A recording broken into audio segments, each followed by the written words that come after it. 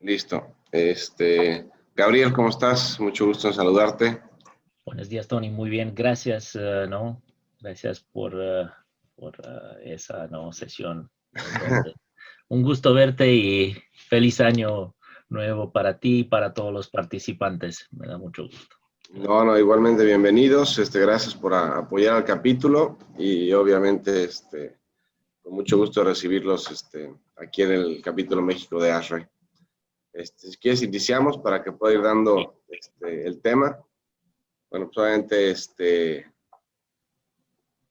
vamos a tener el tema de tecnologías digitales, inteligencia artificial aplicada para el manejo de fluidos y plantas de agua helada, obviamente en dos partes. No sé si la darás tú toda o la dará también Camilo, pero bueno, ahorita hay la presentación de los dos, obviamente más o menos de 9 a 11 de la mañana. Tendremos el tiempo de preguntas y respuestas al final y todo lo que vayan poniendo a través del chat para que Brenda nos ayude acumulando toda la información y obviamente se puedan hacer todas las dudas, bueno, aclarar todas las dudas al final de la conferencia. Aquí en avisos importantes, es el punto de vista del autor, no necesariamente refleja la posición del asociado del capítulo, ni tampoco su publicación, implica ninguna recomendación o aprobación por el asociado del capítulo. Al término de la presente habrá un periodo de preguntas y respuestas recibidas por medio del chat, y la política de comercialismo de ASHRAE prohíbe el uso de las marcas, modelos comerciales o compañías durante la presentación. Si alguien está interesado en el programa de PDH, se puede solicitar a través del correo de asistente ashraemx.org y consulten nuestra política de privacidad en nuestra página web www.ashraemx.org. Gracias, Tony. Nuevamente, feliz año a todos y esperamos que este año sea un año mejor que el 2020 que se terminó, un año donde hemos aprendido mucho, un año que nos ha dejado, ¿no? Con muchas cosas que reflejar, sobre que tenemos que reflejar, y me da gusto saludar a todos nuestros participantes, también de México y también de otros países, inclusive de Argentina. He visto que tenemos participantes en esa sesión. Así que vamos a iniciar con el temario y vamos a ver las tecnologías digitales que han cambiado. ¿Perdón? ¿Sí me escuchan bien? Sí, vamos a iniciar con las tendencias y tecnologías que han cambiado el sector de CBAC. Una presentación sobre varias configuraciones de los circuitos hidrónicos y también una discusión sobre los equipos inteligentes y la importancia del IoT. Aquí nos vamos a concentrar un poquito en la inteligencia al nivel del equipo. En la pausa vamos a ver una presentación comercial y más en detalle sobre de lo que nosotros hacemos en Armstrong. Después de la pausa vamos a continuar con más discusiones sobre sistemas de agua helada y también una discusión sobre el impacto de las nuevas tecnologías del aprendizaje automático. Y como parte del aprendizaje automático estamos entrando a lo que es el Digital Twin, que son todos esos conceptos y todos esos subsegmentos son parte de lo que llamamos la inteligencia artificial. Vamos a terminar la sesión con una vista hacia futuro del HVAC. Y claramente, después de eso, con preguntas y las respuestas. Vamos a iniciar, ¿no? Con las tendencias y la evolución de las tecnologías, porque esa ha sido, permítame ver si, no sé cómo, si estamos aquí bien o vamos a, ok. La evolución de los edificios, el camino de la implementación de las nuevas tecnologías. Y aquí lo que yo quiero mostrar es que en los últimos 100 años, ¿no? Hemos visto un cambio desde edificios tipo ícono, donde la arquitectura no era muy importante, los detalles de la arquitectura eran muy importantes, hacia edificios con otro tipo de arquitectura, también con un costo reducido, con otro tipo de acercamiento para hacer los espacios más económicos de construir. Y en los últimos 20, 30 años hemos visto un movimiento hacia edificios sustentables, donde ya es muy importante, ¿no?, el consumo energético, la huella de carbono. Entonces, ya durante todos esos años, la industria ha cambiado, las tecnologías han cambiado y también nosotros hemos cambiado. Algo que es muy importante de recordar, y esa creo que es una cosa bien importante, es que el sector de CVAC es el mayor contribuyente al consumo de energía en edificios. Si miramos aquí el gráfico, podemos decir que a 39, 40% es el consumo de CVAC.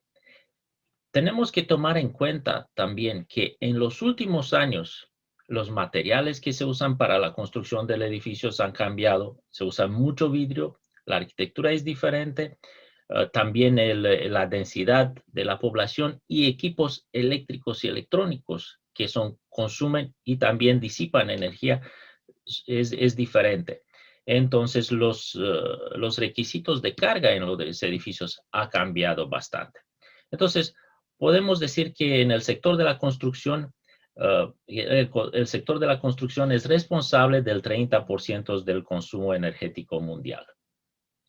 Y también que los edificios generan casi el 40% del total anual mundial de las emisiones de gases de efecto invernadero. Esas son cosas muy importantes. También otro aspecto es que en promedio, el 30% de la energía utilizada en edificios comerciales se desperdicia, aunque tenemos edificios hoy en día, ¿no?, muy eficientes, certificados LEED o otros tipos de certificaciones. Todavía existen muchos edificios en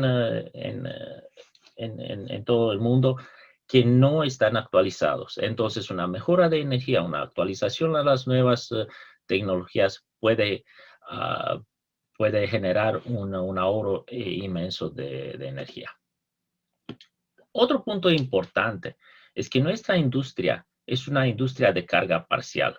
Y esa se puede ver en el gráfico que lo estamos mostrando en la pantalla. En diferentes ciudades, mismo tipo de edificio, ¿cuál es el porcentaje, no? En la OX tenemos el porcentaje de capacidad que está operando el edificio, y en la OY, no, la vertical, tenemos el porcentaje de tiempo. Entonces, como podemos ver, casi en todas las ciudades que tenemos mostrando aquí, desde Londres, Los Ángeles, Cairo, Toronto y Berlín, en diferentes regiones del mundo, casi todos los edificios están operando en la mayoría del 40 a 60, y casi ninguno está operando a 100% o muy poco tiempo, estamos hablando de menos 5%. Entonces, lo que quiere decir es que siempre estamos diseñando para el 100%. Estamos al peor caso de consumo de carga térmica, ¿no? Pero en realidad, nuestra carga es mucho más reducida. Entonces, tenemos que pensar en diseñar para una optimización del consumo de energía, para optimizar en la mayoría del tiempo donde está operando. Eso es lo que nosotros tenemos que siempre tener en la mente. Una vista general para un año, no solamente para el día más caluroso del año. Son cosas muy importantes que siempre tenemos que tenerla en mente. Y claro que hay muchas reglas, ¿no?, y leyes, ¿no?, que los diseñadores las toman en consideración. Un ejemplo de eso es la ASHRAE 90.1, que es el estándar de energía para edificios. Y en ese caso, no solamente como un ejemplo, ¿no? Proporciona los requisitos mínimos para un diseño eficiente del edificio. Ese código ASHRAE 90.1 ya está adoptado, ¿no? En la mayoría de los diseños en Norteamérica y en Latinoamérica. Hoy en día es la versión 2019, pero para que veamos un poco la diferencia entre solamente como ejemplo, ¿no? Entre 90.1 de 2010 y 2019, ¿no? En la versión anterior, por ejemplo, en el capítulo, ¿no? Sistemas de flujo variable, las bombas de agua helada individuales con motores superiores a 5 HP deberían de tener controles de velocidad variable para reducir, ¿no? El consumo energético con mínimo 70% al operar a 50% del flujo. Entonces, estamos hablando, ¿no? Del 2010, 2007, estamos hablando de 50 HP. Ahora, en 2019, lo que hay el cambio es que todo está dividido por zona de clima. Entonces, las potencias mínimas de las bombas empiezan desde 2 HP, como se puede ver, por ejemplo, en un ejemplo, ¿no? Clima zona 2, caliente, húmedo 2A y seco 2B.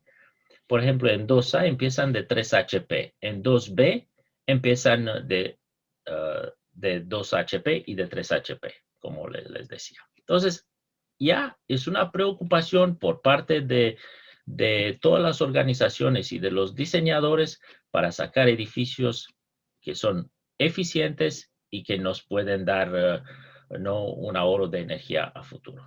Vamos a ver un poquito de la inteligencia y cómo el mundo digital nos ha cambiado. Y solamente hablando de bombas, ¿no? Los cambios tecnológicos a través de los años se han implementado como en olas, en etapas, ¿no? Por ejemplo, el más antiguo, ¿no? La ola número 1, cuando todo estaba de tipo accionamiento mecánico. Después, segunda ola, ¿no? Ya cuando se ha incorporado el motor eléctrico. La tercera ola, y es básicamente la posición actual generalmente hablando de la industria, es cuando ya existen bombas con controles de velocidad variable. Ese es hablando así general. Pero ya la posición de los pioneros, ya estamos hablando de bombas inteligentes con una cierta inteligencia que están conectadas y permiten conexión remota. Esta es la ola número 4, que ya es en camino, ¿no? Y ya todos los fabricantes están entrando y están trabajando en eso. Pero al siguiente paso, que es la ola número 5, ya estábamos hablando de inteligencia y conectividad para cada equipo. Y aquí vamos a ver mucho más al nivel del equipo, mucho más inteligencia incorporada, mucho más poder de decisión al nivel del equipo. Y esa es muy similar, ¿no? Con la inteligencia al edge, como lo llamamos, en lo que se llama, ¿no? En la industria digital, vamos a decir. Muy importante que vamos a acordarnos, ¿no? De la evolución del mundo digital. Y algunos ya nos recordamos de los primeros teléfonos móviles y la tecnología NMT, que esa fue por los años 1981 en Dinamarca, ¿no? Entonces era una tecnología digital, pero en el sentido usando muchos componentes analógicos. Después, al 1991, ya entró la tecnología GSM, también primera vez que se usó en Finlandia. Pero hoy en día ya hablamos de 4G, LTE y ya las redes 5G al nivel global. Entonces, no solamente existe ahora hoy en día una implementación al nivel regional o empieza de algún lugar, ya todo se hace mucho más rápido y la tecnología cambia mucho más rápido. Hoy en día, por ejemplo, nadie va a usar un teléfono Nokia si se acuerdan del Nokia 630 o esos, nadie lo va a usar. Todos queremos un teléfono que tiene, ¿no?, posibilidad de conectar al email, posibilidad de tomar videos, fotos, conectar al Facebook, al LinkedIn, etcétera, etcétera. Inclusive hacer nuestra oficina, ¿no?, trabajo de oficina desde el teléfono. Entonces, ya los requisitos y las expectativas del mundo, ¿no?, ha cambiado. Hablando de la información y de datos, como podemos ver, ya el uso de la tecnología y de los datos ha cambiado desde en los años 70, 80. Estamos hablando del uso básicamente al nivel de compañías, al nivel de sin tener las personas involucradas. Después, en los años 90, 2000, ya ha empezado con el comercio electrónico. Y poco a poco, ¿no?, estamos mirando, ¿no?, vamos a decir, una implementación del uso de las tecnologías digitales hacia todo el mundo, hacia todas las personas. Y ahora estamos hablando del nivel donde las personas usan las tecnologías digitales y las tecnologías digitales ya empiezan a ayudar en el sentido de crear modelos virtuales. Y esos son nuevos conceptos que sí nos van a cambiar el modo de vivir y el modo de cómo trabajamos. Muy importante, con todos esos avances tecnológicos, ya empieza, ¿no?, lo que llamamos el Big Data. Y el Big Data hoy en día estamos hablando de un crecimiento inmenso del movimiento de datos, un crecimiento inmenso de almacenar datos que típicamente se almacenan en data centers, ¿no?, en centros de datos. Y ya aquí, hoy en día, con las tecnologías 5G, ya se está cambiando la industria de los data centers. Ya estamos hablando de la nube y de la nube al nivel de edge, ¿no? Entonces son varios nuevos conceptos y nuevos métodos de poder manejar lo que está pasando, el cambio digital. Por ejemplo, una búsqueda en Google equivale a encender una bombilla de 60 watts por 17 segundos. Ese es el consumo energético. Y si piensan que son 3 trillones de búsquedas al año a nivel global, entonces se imaginan el consumo energético que solamente para buscar algo en Google. Ahora, también ¿qué cantidad de data es almacenada en Internet? Dentro de los 4 grandes hyperscalers que son, ¿no?, los que dominan solamente el almacenamiento, estamos hablando de 1,200 petabytes. Y ya el concepto de petabytes ya es dejado atrás con lo que nosotros vamos a ver a futuro. Porque ya con la evolución de la conectividad, ya estamos, ¿no?, pensando, se está anticipando que hasta el 2025 vamos a tener 55.7 billones de dispositivos conectados a nivel mundial. Y esa va a generar un monto de 73.1 zettabytes. Pero no solamente, estamos pensando de yottabytes ahora, que son 1,000 zettabytes. Entonces, ya estamos hablando de una cantidad inmensa de datos que no se puede mover al mismo tiempo por las fibras ópticas. Entonces tenemos que tener inteligencia optimizada al nivel edge, al nivel de equipos y plataformas muy fuertes al nivel global. Entonces, esas son nuevas tecnologías que sí van a cambiar nuestro modo de vida. Pero los nuevos conceptos que nos van a afectar y nos van a cambiar ¿no? La inteligencia integrada, esa va a ser en todos los equipos. Inteligencia artificial, el aprendizaje automático, realidad virtual, realidad aumentada, esa es algo muy importante, y realidad extendida.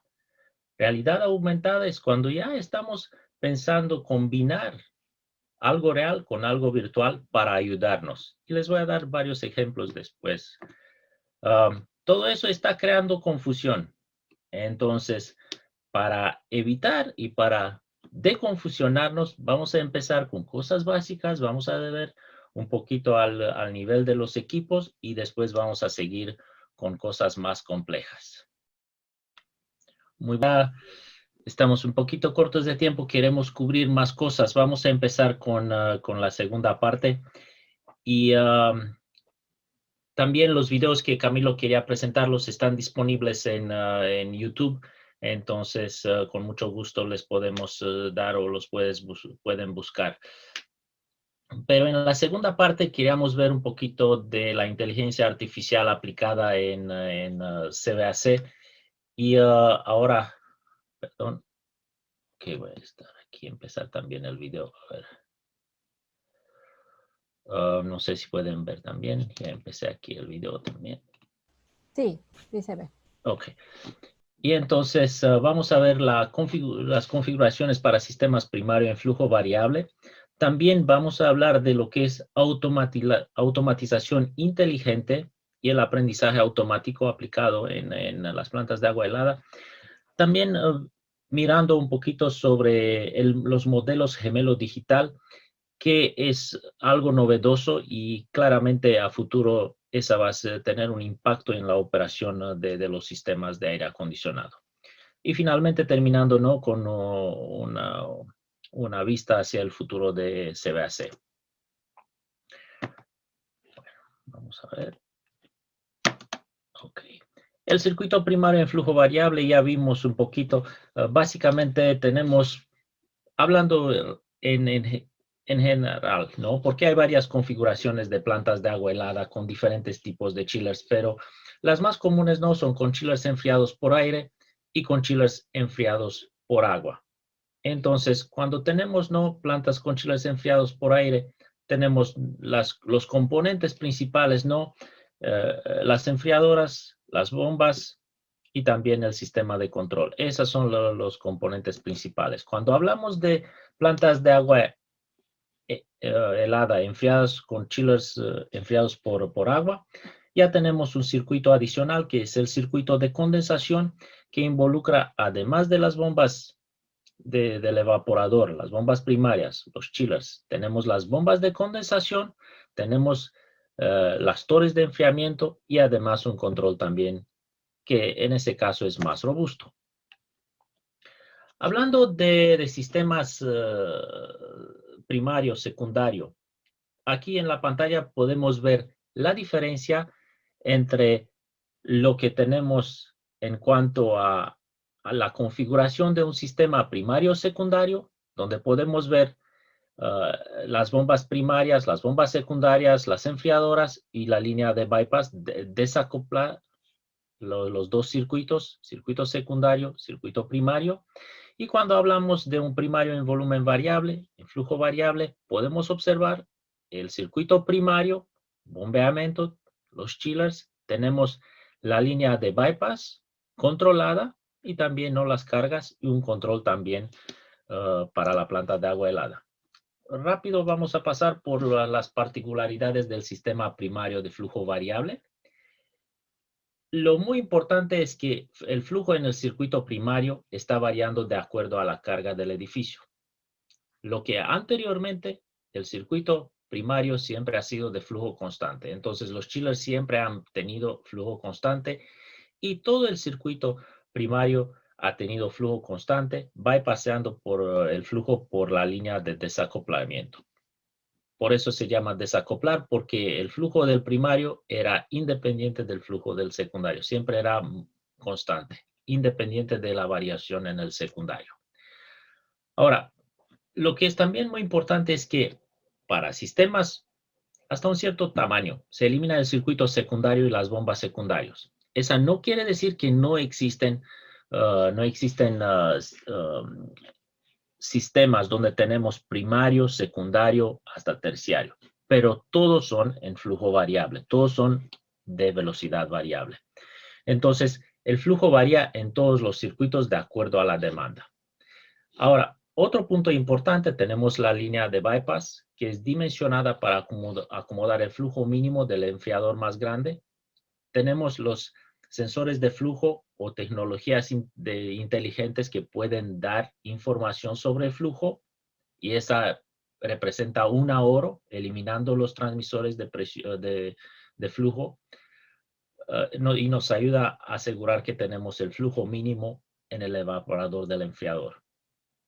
También, otro punto importante, que el flujo en el enfriador está de acuerdo a la demanda del sistema. Entonces, está variando y también está asegurando que no, en la línea de bypass no tenemos el mixing, ¿no? Entonces, es solamente por la línea de bypass va el flujo que nos ayuda a mantener el flujo mínimo del enfriador que está operando. Dentro de las ventajas del sistema primario variable, podemos decir muy rápido que tenemos menor espacio requerido para el cuarto mecánico, eliminamos costos de los equipos, bombas secundarias, tubería, accesorios y menos conexiones eléctricas y arrancadores. Claramente menos equipos, menos costo de instalación, y también la tubería de bypass es mucho menor, mucho más corta. Entonces permite también un ahorro de espacio. Y tenemos una operación más eficiente de las enfriadoras. Ahora, dentro de las desventajas que se encuentran, ¿no? Por decir, ¿no? Como es algo novedoso, es más complejo y es diferente de lo tradicional. Y entonces son enfriadoras de nueva generación, aunque un primario variable puede ser usando enfriadoras de cualquier tipo, siempre y cuando controlamos de una manera adecuada el bypass. Y sistemas de automatización mucho más complejos, ajustables a las varias condiciones, asegurar que tenemos el flujo mínimo, asegurar que tenemos un cierto porcentaje de variación del flujo para evitar problemas con la operación de los chillers, también puntos de secuencia muy bien determinados. Entonces, ya la complejidad del sistema de automatización es diferente, porque tiene que coordinar los arranques, paros, válvulas de corte, válvulas de bypass, y entonces también se necesita instalar la válvula modulante, transmisor de flujo o equipos inteligentes que pueden dar la información de flujo. Otras cosas que hay que cuidar, ¿no? Es la variación rápida del flujo en el enfriador, porque el aumento de la demanda del sistema, cuando se requiere poner en línea otro enfriador, el que está operando va a ver mitad del flujo, resultando al arrancar el segundo, ¿no? Y abrir las válvulas. Entonces, la descarga, el unload del chiller que está operando debe de hacerse de una manera coordinada, en el sentido que se pone una demanda límite o se abren las válvulas en 2 minutos, 3 minutos, para asegurar que el enfriador tiene tiempo para reaccionar al limitar el flujo en el evaporador. Entonces, hay que limitar artificialmente la carga del chiller. Esa es una cosa muy importante cuando se hace el arranque y el paro de las enfriadoras. El flujo máximo no es tan crítico. El flujo mínimo es algo importante, y esa asegura una función estable del enfriador, y esa debe ser controlada muy bien. Y la línea de bypass es lo más importante que hay, una de las cosas más importantes que hay cuando operamos flujo en el circuito primario. Para dimensionar la línea de bypass, tenemos que saber el flujo mínimo, que cada de los fabricantes de enfriadores dan esa información. Uno del error más común es que la dimensionan de acuerdo al tamaño del que va al enfriador, cuando generalmente el flujo mínimo puede ser, dependiendo de la construcción y del número de compresores, de tipo de compresores, etcétera, puede ser 30%, 50% del flujo nominal del enfriador. Entonces, típicamente esa línea de bypass es mucho menor, la válvula de bypass es mucho más pequeña y entonces el costo es mucho más reducido. El control de la planta de agua helada, ¿no? Principalmente tenemos en el lado del evaporador del agua helada, tenemos los chillers, las válvulas, las bombas y también sensores. Del lado del condensador, tenemos también que controlar lo que hablamos, las bombas, las válvulas y las torres. Entonces, esos son los principales componentes que tenemos que asegurar el control.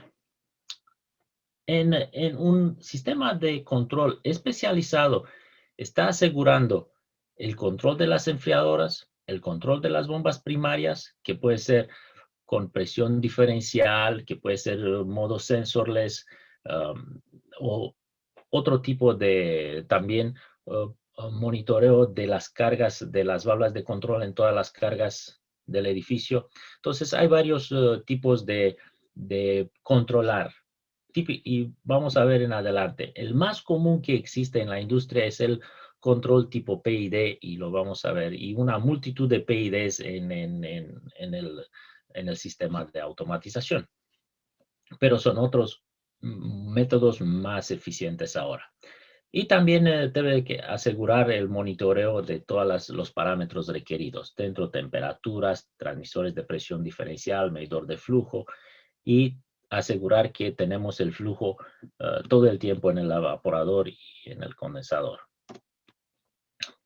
Ahora, una configuración, ¿no?, de una planta de agua helada con enfriada por agua.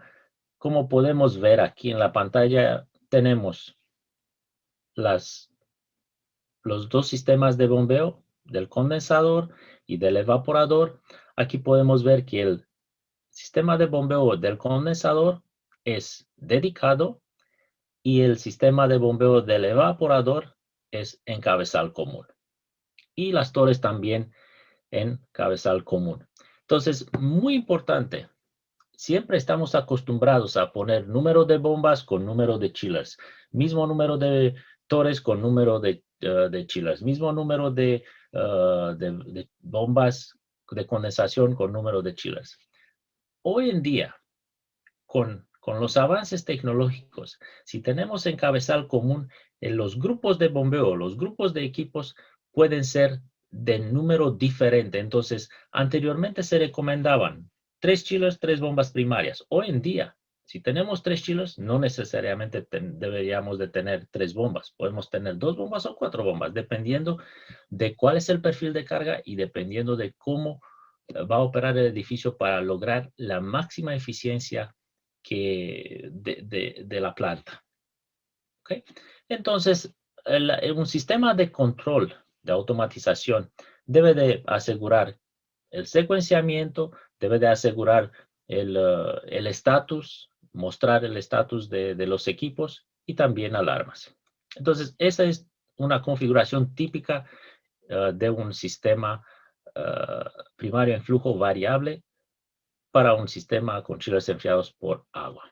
Aquí estamos mostrando la parte del control del evaporador, que básicamente es como un sistema primario variable con chillers enfriados por aire. Pueden ver que tenemos el sistema de bombeo en cabezal común y también los chillers en cabezal común. Pueden observar aquí también, muy importante, las válvulas de control. En cada chiller que se requieren válvulas de aislamiento. Pueden ver la válvula de bypass, que asegura el flujo mínimo de las enfriadoras todo el tiempo. Nuevamente, la importancia de la válvula de bypass es crítica y también el modo de controlarla. Okay. El circuito del condensador, como pueden ver, tenemos en ese caso la misma configuración con bombeo en cabezal común o en varillete, como se llama en diferentes regiones de Latinoamérica, y también torres de enfriamiento en cabezal común. Esa es una cosa muy importante. Para poder optimizar las plantas de agua helada, tenemos que asegurar que tenemos las torres de enfriamiento en cabezal común. El bombeo puede ser dedicado o puede ser también en cabezal común. Las dos pueden servir, pero muy importante para poder optimizar plantas de agua helada enfriadas por agua, tener las torres en cabezal común y poder aprovechar la superficie de las torres en cargas parciales. Aquí le estoy mostrando también una configuración de un sistema de una planta de agua helada aprovechando lo que es el bombeo dedicado paralelo redundante. Y aquí se está aprovechando los equipos tipo dual que pueden operar en paralelo. Entonces las bombas pueden operar en paralelo y aquí podemos instalarlas de manera dedicada, pero también asegurar que tenemos redundancia. En el sentido que si una bomba falla, queda la otra operando como al 70-80%, dependiendo de la selección. Ese caso es un caso muy interesante porque de esa manera podemos tener una instalación mucho más económica, en el sentido que estamos eliminando el control y las válvulas de control en el evaporador y el condensador, que sí son costosas. También puntos de control que están en el tablero de automatización. Y de esa manera tenemos una información y un control directo del flujo en cada chiller. Entonces, esa es muy interesante para pensar y aprovechar las nuevas tecnologías donde tenemos, ¿no?, esa posibilidad de tener un bombeo dedicado, paralelo y redundante. Aprovechar todo que ofrece el bombeo paralelo sin sacrificar lo que es la redundancia y la reserva. Otro punto importante que las nuevas tecnologías y el bombeo dedicado paralelo permite es tener diferentes chillers de diferentes tamaños, y en ese sentido es muy importante en las plantas de agua helada. Cuando tenemos chillers de diferentes tamaños, no necesitamos bombeo separado. No podemos tener un grupo de bombeo y tener chillers de diferentes tamaños y operarlos al mismo tiempo, porque el control del flujo en las enfriadoras se vuelve muy complejo y no se puede asegurar un balanceo bueno. Entonces, cuando tenemos chillers de diferentes tamaños, es muy importante tener por lo menos grupos de bombeos dedicados en cada grupo de chiller.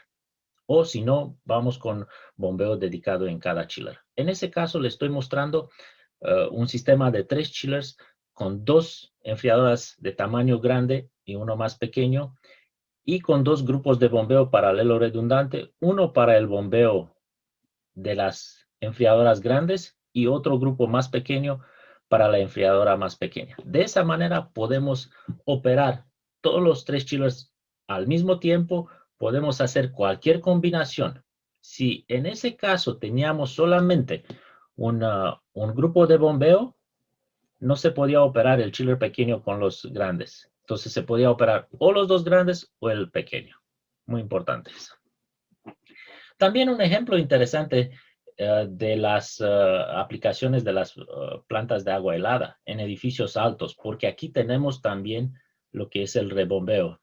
Y en edificios altos, rascacielos, ¿no?, tenemos cuartos mecánicos intermedios. Entonces, esos cuartos mecánicos, básicamente tenemos un equipo de transferencia de calor y de separación de la presión. Entonces, son intercambiadores de calor y bombeo en esos cuartos intermediarios. Pero cosas muy interesantes cuando hablamos de edificios altos son las presiones. Es importante no asegurar que la presión de operación de los equipos instalados se verifica muy atento, de una manera muy atenta.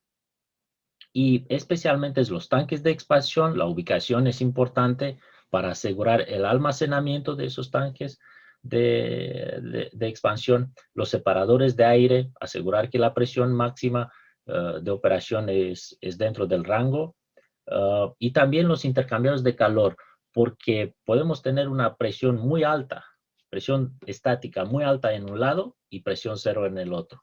Entonces, el aspersor, el tamaño de esas placas, ¿no? Debe ser bastante gruesas para evitar que se doblan por esa diferencia de presión entre los lados. Pero vamos a seguir en adelante con cosas más nuevas y vamos a ver un poquito de las nuevas tecnologías digitales de optimización para plantas de agua helada. El proceso tradicional y el control tradicional de un sistema de agua helada básicamente tiene varias esas características. Es un proceso centralizado. Básicamente hace el monitoreo, asegura el monitoreo de los equipos.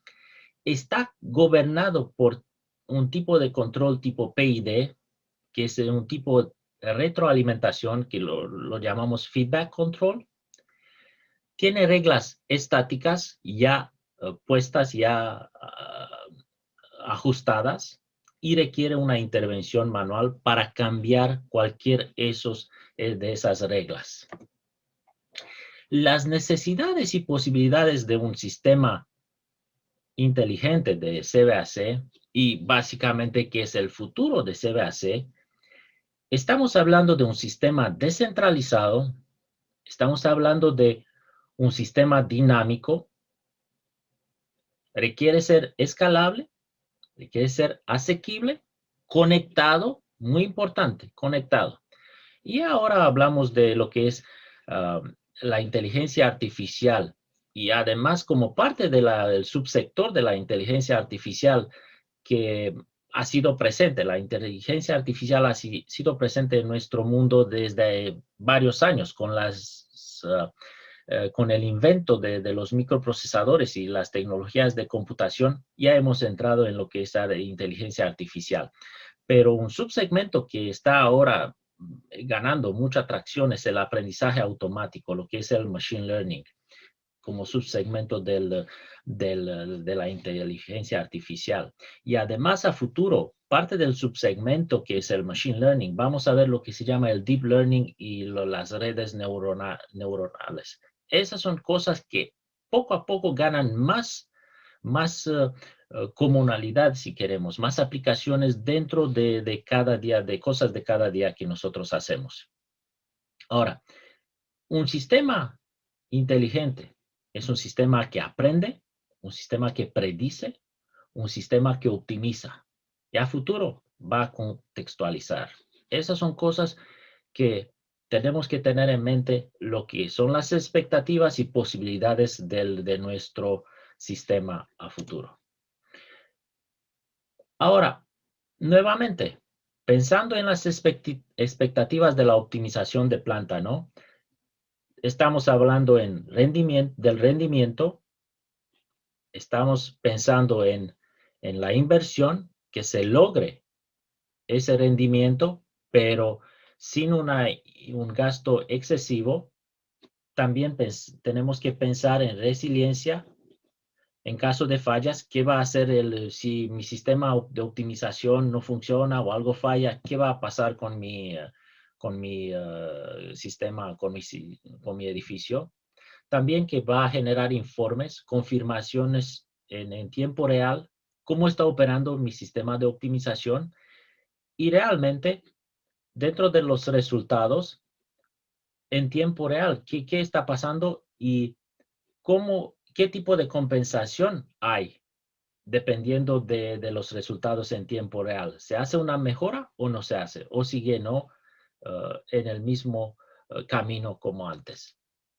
Ahora, en cuanto a optimización, hay varios malentendidos. Y esa idea de optimización se aborda como una disciplina única. Y dice, vamos a instalar los mejores equipos de mejor eficiencia, o comprar los mejores controles, o instalar velocidad variable en todo y ya con eso ya se optimiza. No necesariamente.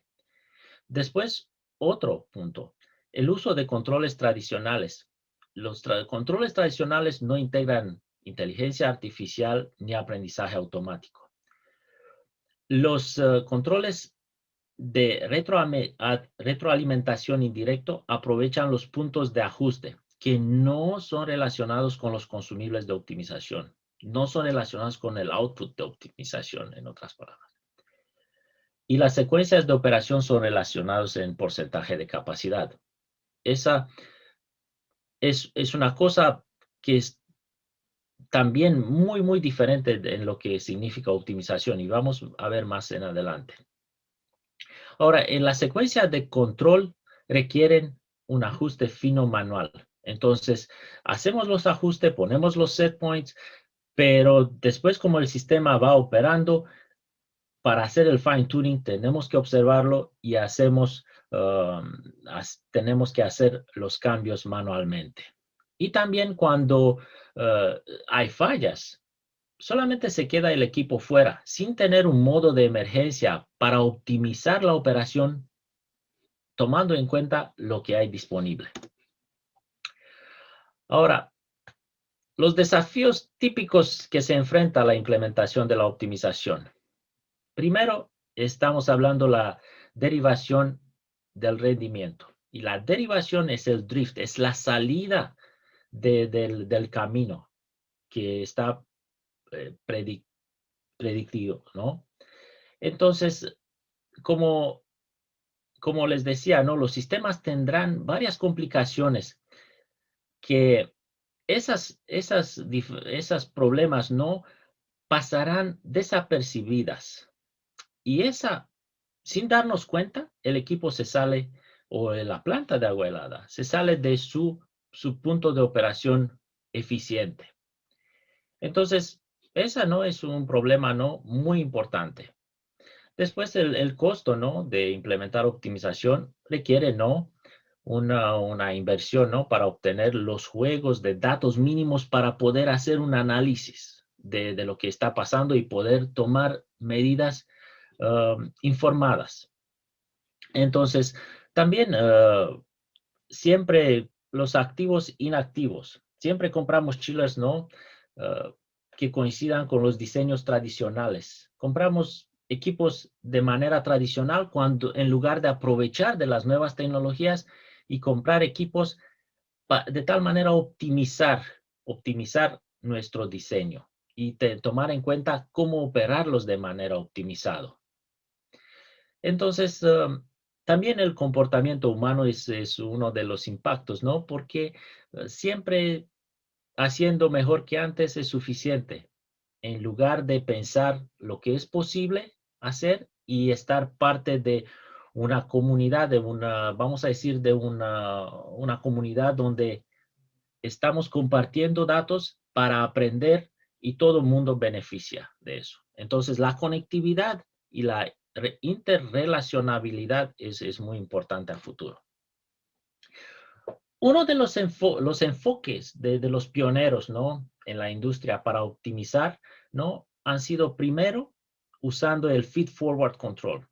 Esa es una manera muy importante. Después el modelado predictivo, el gemelo digital aplicado en los dispositivos inteligentes, el método de aprendizaje automático y el servicio de gestión de rendimiento y garantías de ahorro. Esas son cosas, ¿no? Los principales enfoques. Y el feed forward versus el feedback control es muy importante y muy interesante. Es un cambio muy drástico en el modo de pensamiento de cómo controlamos. Y aquí también podemos entrar mucho en detalle, pero en breve, el PID y el feedback control es muy común, es lo que se usa mucho en todos los controles hoy en día. Básicamente tenemos varios PIDs, PIDs del control de temperatura, PID del control de bombeo, de set point de los chillers, de set point de temperatura de las torres de enfriamiento. Pero las cosas problemas que pone es un control inestable y es un control siempre persiguiendo el punto de ajuste en condiciones cambiantes. Entonces tenemos un punto de ajuste y hay que cumplir con ese punto de ajuste. Lo que el control hace está tratando de eliminar lo que se llama el offset para cumplir con el punto de ajuste, sin saber qué está pasando. Entonces, vamos a decir, si el transmisor de presión diferencial está sensando una salida de su set point, está informando el control está dando disposición a las bombas a aumentar la velocidad, bombas aumentan la velocidad, disminuyen la presión diferencial y de esa manera se hace el loop de control. Pero, entonces, siempre el control no sabe qué está pasando, está tratando de cumplir con un punto de ajuste. Entonces, no controla directamente los elementos que podríamos querer optimizar, especialmente el calor transferido o minimizando el consumo de energía y agua. Estamos controlando, ¿no?, puntos de ajuste. Este es lo que estamos. El feed forward es una manera diferente donde no estamos usando set points y no estamos usando el loop de regreso. Los beneficios es que el feed forward responde directamente al estado de proceso para proporcionar una configuración de operación predeterminada, anticipada, y tiene una gran previsibilidad y una capacidad directa para proporcionar los requisitos de proceso y evaluar el desempeño. Muy importante. Y aquí el feed forward no es algo nuevo. Ese ha sido, especialmente en el pensamiento humano, ha sido muy presente. Y les voy a dar dos ejemplos para que vean un poquito la diferencia. Vamos a decir que una persona, ¿no?, está caminando y está al frente de una puerta cerrada. Entonces, lo que el feed forward hace, porque ya el humano está entrenado, saber que si es una puerta cerrada, tiene que parar antes de la puerta y tratar de abrirla y pasar. Si era un feedback, entonces el humano estaba caminando hasta tocando la puerta, se golpeaba de la puerta y después el feedback le decía, es un obstáculo. ¿Qué es obstáculo? Tengo que abrir la puerta. Entonces, el feed forward, entonces ya es la información que si tienes que hacer eso, el resultado es pasar la puerta, entonces tienes que ver si está cerrada, tienes que abrirla. Antes de tener el feedback. Entonces, otro punto importante, otro ejemplo y también de los humanos, si estamos, ¿no?, caminando y hay un obstáculo al frente de nosotros, caminamos alrededor del obstáculo, ¿no?, en lugar de caminar hasta el obstáculo y después ver qué podemos hacer para pasar el obstáculo. Y hay varios otros tipos de ejemplos que nos pueden ayudar. Entonces, la idea es que inclusive el tipo de feed forward aplica en el sentido de las bombas inteligentes, donde ya existe el mapeo, ¿no?, el Energy Performance Mapping. El Energy Performance Map es la parte inteligente en las bombas, y de acuerdo a la demanda del sistema, ya se sabe, se anticipa dónde se van a posicionar las bombas para cumplir con la mejor eficiencia energética al momento de suministrar lo que se requiere. Entonces, el mapeo de desempeño y control anticipado habilita nuevas capacidades para optimizar, diagnosticar y autoaprender. Entonces, tenemos las condiciones de diseño. Por ejemplo, en el caso de rápido, ¿no?, de un sistema de bombeo aquí, como le explicaba Camilo, cada equipo inteligente tiene su imprenta digital, lo que es el Energy Performance Mapping, ¿no? Es el desempeño de rendimiento energético de ese equipo. Y entonces, basando en esa inteligencia, tenemos las condiciones de diseño y además tenemos las condiciones de instalación. Entonces, el equipo se autoposiciona a las condiciones de instalación, tomando en cuenta que es un equipo inteligente y sabe dónde posicionarse para operación por las informaciones y los datos y la inteligencia incorporada anteriormente. Entonces, el control de planta basado en demanda es el mismo concepto, ¿no? Tenemos el mapeo de rendimiento aplicada a cada uno de los equipos. Entonces, como en un equipo de bombeo tenemos un mapeo en 2 dimensiones, ¿no? Flujo y carga. En una planta de agua helada tenemos un mapeo, una mapa de 26 dimensiones, donde para nosotros lo más importante es la energía térmica que tenemos que remover. Eso es lo que nosotros estamos siempre pensando. ¿Qué tengo que remover del edificio y cuánto es mi consumo energético? Entonces, muy importante que teniendo el mapeo de rendimiento energético, ¿no? Y de cada equipo, podemos dar una predicción precisa en todas las cargas parciales y un diagnóstico rápido de los componentes que se desvían del diseño. Ese es muy importante, el desvío del diseño. Ahora, cuando hablamos del gemelo digital, aquí tenemos que aprovechar el gemelo digital para un aprendizaje infinito. Y ese es un nuevo modelo. Entonces, ¿qué es un gemelo digital? Un gemelo digital es un modelo dinámico virtual o digital de un producto, proceso o persona que analiza los datos del sistema empresarial existentes combinados con datos del mundo real. Entonces, la observación de los impactos de los resultados del sistema, esa es algo que nos permite el aprendizaje automático, y también podemos identificar la raíz a través de los datos de problemas, a través de los datos directos. Y un modelo digital puede desarrollar la capacidad predictiva a través del aprendizaje, pero no solamente aprendizaje de un solo equipo y también del aprendizaje de una gran población en la nube. Entonces, el gemelo digital, como en el modo de optimización, a medida que el rendimiento de los equipos se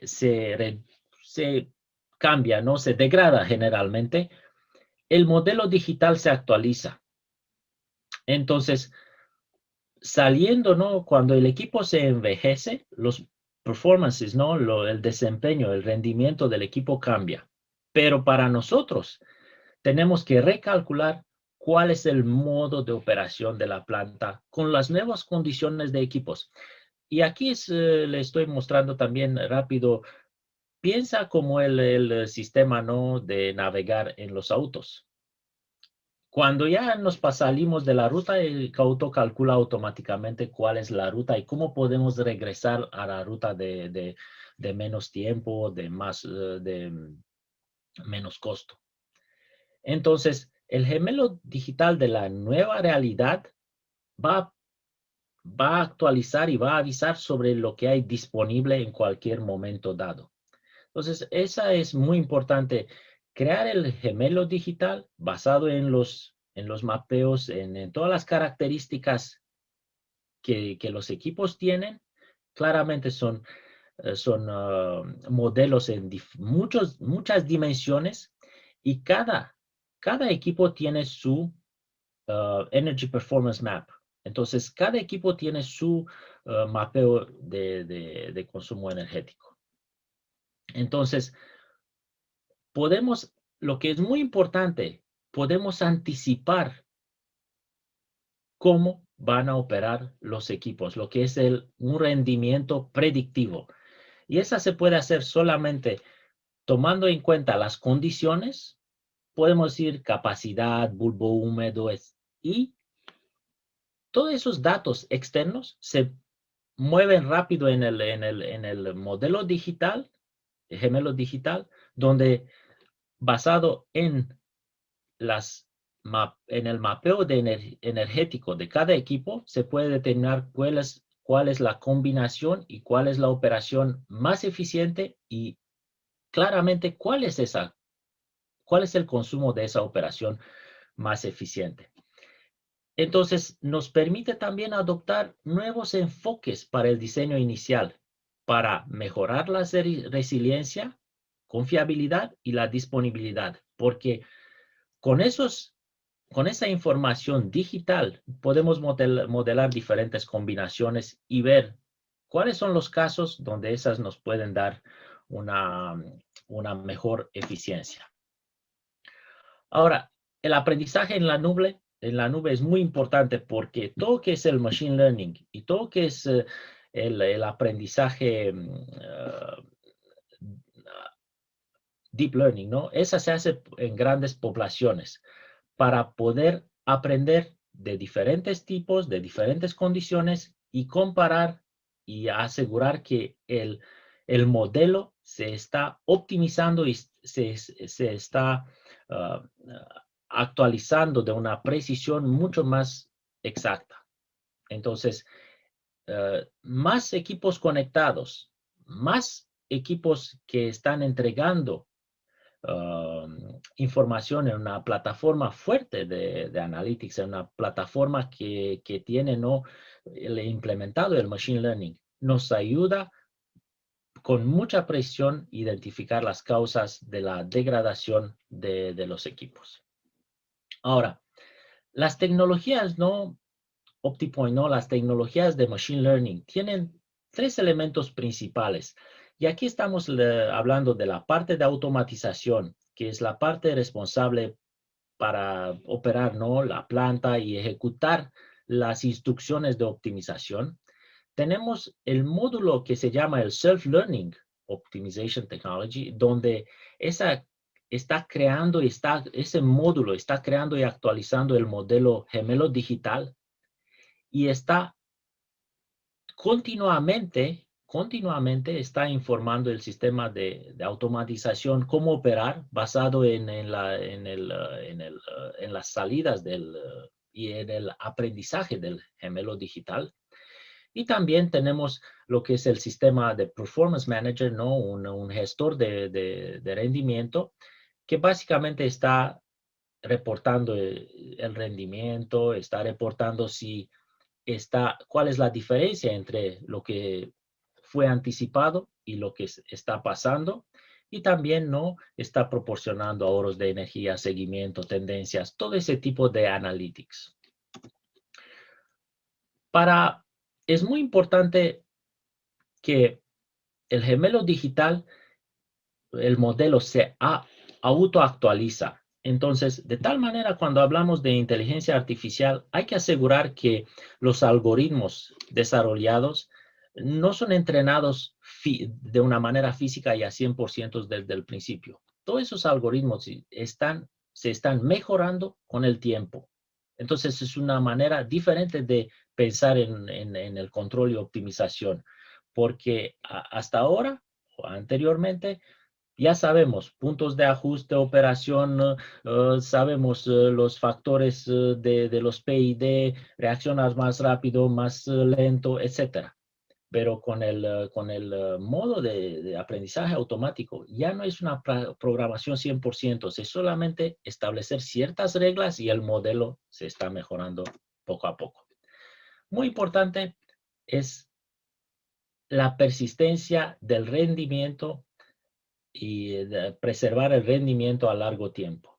Ese es lo que hemos hablado, es la salida y el drift, como lo llamamos, el drift de las, cuando se sale de la operación normal, es lo que está causando un gasto de energía, un desgaste, en lo que es la energía consumida. Entonces, el modelo Digital Twin y los modelos de aprendizaje automático ayudan a eliminar el drift. Y entonces, también aquí, el rendimiento al usar el autoaprendizaje tiene un impacto de la persistencia en la curva de diseño, en las curvas, o también se puede mejorar el diseño por el autoaprendizaje de exploración. Cuando hablamos de inteligencia cognitiva, es no solamente resolver problemas, es también aprender de la experiencia. Por eso, equipos conectados, tener plataformas que comparten la información y también que se aprende de los datos que existen. Hablando del futuro de CBAC, ¿Hacia dónde vamos? No hay camino atrás. Estamos hablando de automatización inteligente, donde el autoaprendizaje, el aprendizaje automático va a ser lo más importante y un punto de referencia en todo lo que es automatización a futuro. Vamos a asegurar conectividad a través de las redes 5G. Vamos a ver Edge Computing, que es básicamente inteligencia incorporada al nivel de los equipos. En todos los equipos van a tener su modo de inteligencia y de aprendizaje incorporado. Seguro vamos a tener mucho más modelos matemáticos y algoritmos y análisis de datos en la nube. Las plataformas de analytics cada día son más fuertes y más pueden dar más información. Los modelos gemelo digital, esa van a estar a todos los diferentes y a todas las familias. Vamos a tener modelos digitales para las bombas, para los chillers, para el sistema completo y hasta los edificios y a lo mejor grupos de edificios o subsistemas o ecosistemas. Y en cuanto al aprendizaje profundo, el deep learning, aquí vamos a ver una invasión de métodos y nuestra vida básicamente va a ser muy, ¿cómo decir? Gobernada, si queremos decir, de ese tipo de tecnologías digitales, y las redes neuronales como parte del aprendizaje profundo nos van a dar mucho más información, nos van a ayudar a aprender de los datos y vamos a ver más en cuanto a lo que es el autoaprendizaje de exploración. Entonces, desde los equipos, inteligencia a los equipos, al sistema, en la nube, pero todo va a ser a través de tecnologías digitales, de inteligencia artificial, y realmente todo el enfoque es para asegurar reducción en el consumo de energía y asegurar el confort para los ocupantes. Vamos a ver también aparición de ecosistemas, subsistemas o ecosistemas, parte de subsistemas, parte de otros sistemas. Entonces, cuando hablamos de cuarto mecánico inteligente, ya no podemos decir que no existe inteligencia artificial y aprendizaje automático. Esas ya son presentes y van a ser presentes a futuro. Estamos hablando de aprender, predecir, optimizar y contextualizar. Esos son los principales puntos que siempre tenemos en mente cuando hablamos de inteligencia